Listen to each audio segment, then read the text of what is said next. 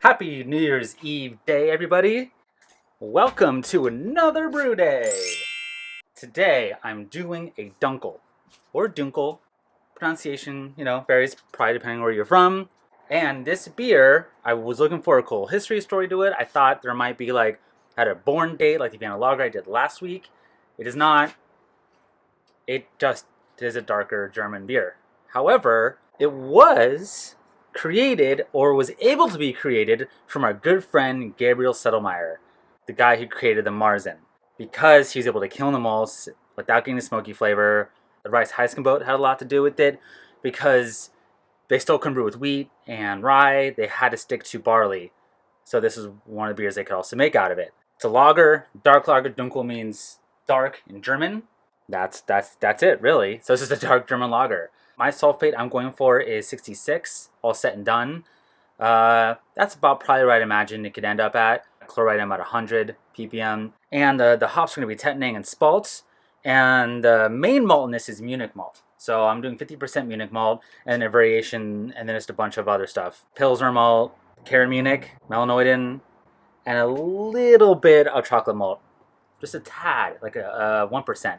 On paper, it's showing around 1055, 1030 gravity pre-boil. I think 1025, 1026 is about where I'm going to get. So I bumped everything up to plan for my 64% efficiency, which is what I got last time. We'll see what I get. I love experimenting. I just love it. It's great. I'll throw my recipe in the description below. I'm going to do a cold sparge again this time. Last time I did a 85% thin mash, and then I sparged off with just distilled water. I guess my pH my right range. I don't want to add any more sulfates and bicarbonates and all that kind of crap into my sparge water. I just want to get 100% distilled water. I also bought something. Let me get it. It happened. 3-gallon mash tun. Yes. Hopefully this will hold better. And all my equipment, my valves and my false bottom screen and all that fit in there perfectly. Well, not perfectly. I had to finagle it a little bit, but very excited to try this today.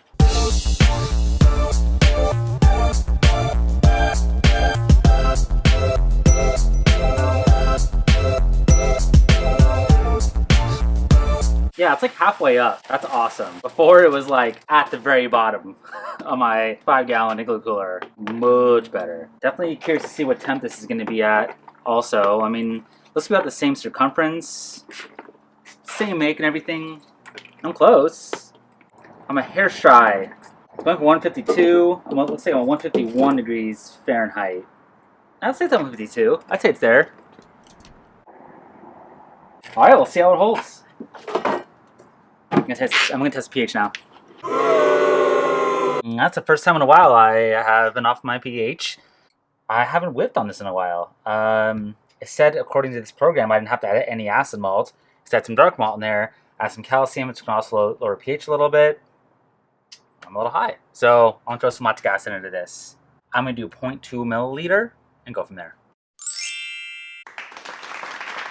Yeah, so I use this easy water program, as I said. And take a look here. Here's the salts I'm going for, or the water profile I'm going for, I should say.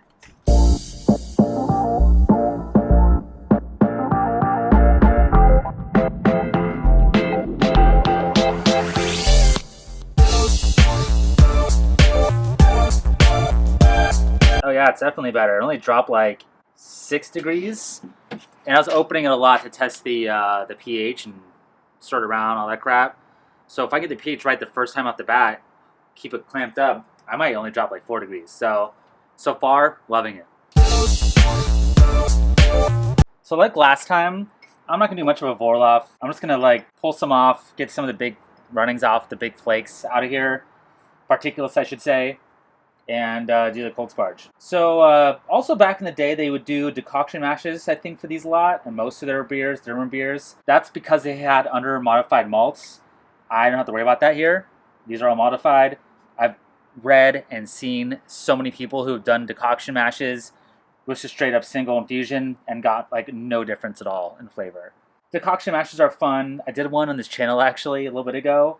So yeah, let's keep it going. Okay, I'm half inch above the grain bed. Lower this a little bit. A little trickle over here. Got about a half a gallon here in my water here. That's about what it called for. It said 0.56 gallons. So it's very, very close to my volume.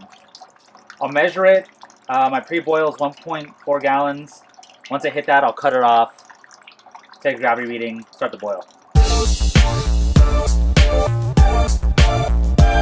So what I did was actually lowered my efficiency down to 62% instead of 64%, which gave me a little more grain to work with. I bumped up the grain.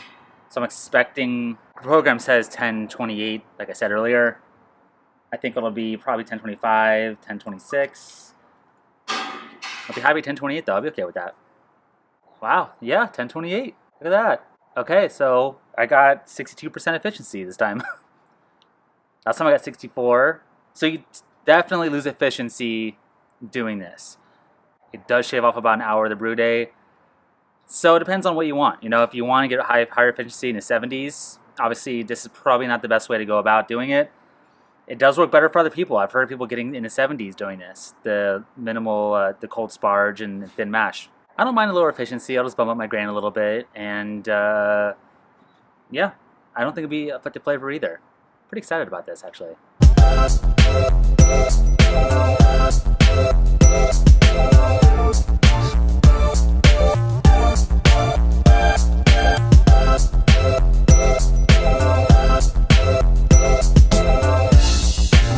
1055. I overshot it a little bit. I was going for 1053, but definitely within the ballpark in the style. All right, got this down to 50 degrees Fahrenheit. Well, 52 to be exact. Going with the Y Yeast 2206 Bavarian Lager. You can keep this at 50 degrees Fahrenheit. The usual. Once it slows down, do the hassle the rest. Let's transfer it now. Kept this with sanitizer in it in the 50 degree chamber. Can't hurt to keep it at the temp it's supposed to be at.